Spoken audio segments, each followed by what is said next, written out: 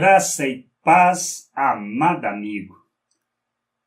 Será que muitas vezes nós precisamos parar e pensar, será que entendemos a vontade de Deus? Compreendemos o nosso papel, compreendemos, vamos dizer assim, como nós inseridos no corpo, que função temos e na realidade, qual é o propósito das nossas vidas? A gente tem discutido, apresentado, falado sobre isso. E a gente precisa crescer e amadurecer. Acho que antes de mais nada para entender, nós não podemos ser eternas crianças imaturas. Precisamos entender a essência do Evangelho e agir como tais. Mas precisamos aprender que à medida que a gente vai caminhando, a gente vai amadurecendo, nós somos responsáveis pelas pessoas. Mas o que significa ser responsável?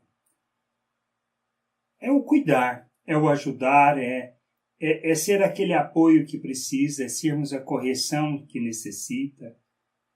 Mas ao mesmo tempo que nós fazemos isso, nós também somos recebedores disso. Não por necessidade nossa, mas pelo desempenho do papel de outro em nosso favor no corpo, para o crescimento, para o amadurecimento, para o entendimento da vontade do Pai. É nisso que a gente precisa entender. A questão grande que a gente precisa ter é o cuidado uns pelos outros, a responsabilidade uns pelos outros. E à medida que nós caminhamos nessa jornada de amadurecer, na realidade, traduz o que? O entendimento da perspectiva do reino de Deus, da vontade de Deus, do querer de Deus, que nós crescemos no conhecimento de Deus, a gente aprende a nos responsabilizar, a entender que nós temos um chamado para cuidar do rebanho. Cuidar. Não exercer o governo no sentido de dominar esse rebanho para atender às nossas necessidades e satisfazer vamos dizer assim, os desejos, as nossas cobiças. Não. O rebanho existe para cuidarmos, para ajudarmos, para conduzirmos cada um ao conhecimento da vontade do Pai, ao entendimento da sua vontade e à expressão dessa vontade. Isso que nós precisamos entender. Esse é o propósito da nossa vida. Crescer, amadurecer, rejeitar as paixões humanas, expressarmos a cada caminhada, a cada dia, mais e mais aquilo que é a obra de Deus em nossas vidas, que foi nos fazer semelhante a Cristo. E a gente precisa entender isso na perspectiva da vontade de Deus. Por isso, Jesus falando, ele diz o seguinte, isso lá em Lucas, no capítulo 12, do verso 45 a 47.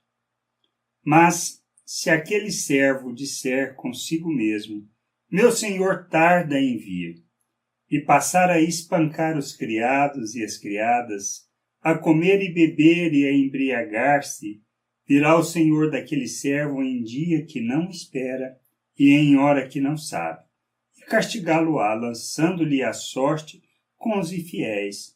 Aquele servo, porém, que conheceu a vontade de seu senhor e não se aprontou, nem fez segundo a sua vontade, será punido com muitos açoites. Nós precisamos compreender isso. Que somos responsáveis, não estamos aqui para fazer a nossa vontade e nem usar das pessoas para atender os nossos objetivos, nossos sonhos e o que achamos ser da vontade de Deus. Precisamos conhecer essa vontade. Precisamos conhecer Deus. Como Jesus orou em João 17, no versículo 3. Que a vida eterna está em conhecer a Deus e precisamos conhecer essa plenitude de vida.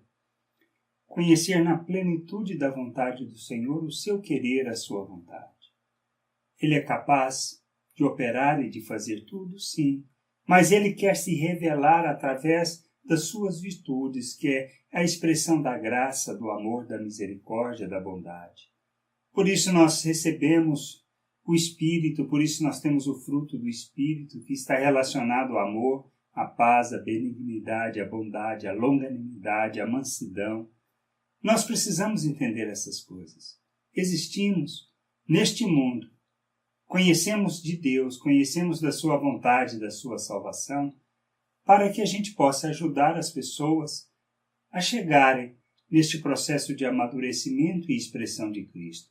Pois quando nós conhecemos, nos submetemos à vontade de Deus, que somos salvos, nós somos feitos novas criaturas para expressar o Pai. E o nosso propósito é, conhecendo isso, entendendo isso, nos empenharmos, responsabilizando pelas pessoas para ajudá-las no crescimento, ser um apoio, ser um modelo, ser um exemplo para elas. Não estamos aqui para dominá-las, nem para usar dessas pessoas para atender os nossos desejos e caprichos de ver um ministério, ver uma denominação, ver um crescimento de uma religião. Nós não estamos aqui para formar prosélitos, mas para ensinar sobre esse reino, viver esse reino, expressar esse reino, ser modelo para o rebanho e ajudá-los nessa caminhada. Como líderes, como pessoas que fazem parte de um corpo de liderança, que entenderam a responsabilidade que têm, é sua responsabilidade andar à frente do rebanho, ensinando, mostrando por onde ir, como ir, o que fazer e como fazer. Nós precisamos entender isso e compreender essas coisas. Nos submetermos à vontade de Deus e vivermos a sua vontade. Não para dominar ninguém, não para ter o controle da vida de ninguém, mas para mostrar, para revelar o Pai neste mundo.